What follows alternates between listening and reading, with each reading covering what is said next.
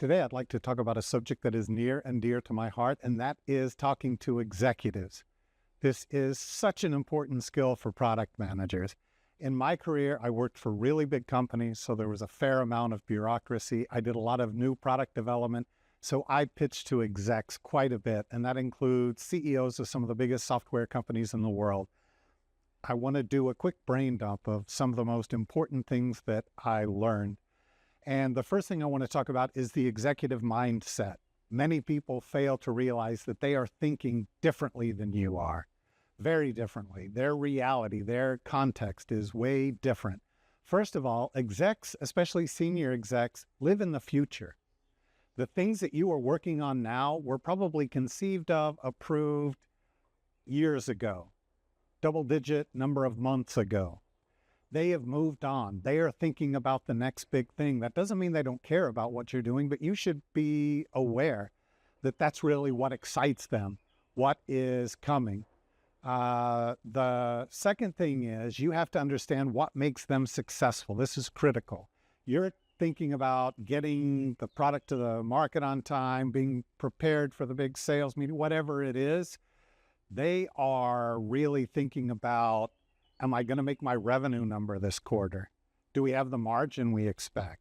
What's happening with the stock price? That's what they're thinking about. And this is really critical. Everything you do when you present to them should demonstrate to them that you understand what makes them successful and that you're contributing to it. That's right. You need them to think, hey, this person gets me and they are working on making me successful. That will set you apart. It's super important. On to some more practical things. When you put any presentation together, figure out the 3 points you want to get across. That's as many as you get, the fewer the better, with execs for sure. And make sure every piece of content supports this message you want to get across. Assume that you will not have as much time as you expect to have every time. Exec schedules tend to be overloaded. All kinds of things can happen. And if you have these 3 points in mind, you can just verbally go through them if you need to.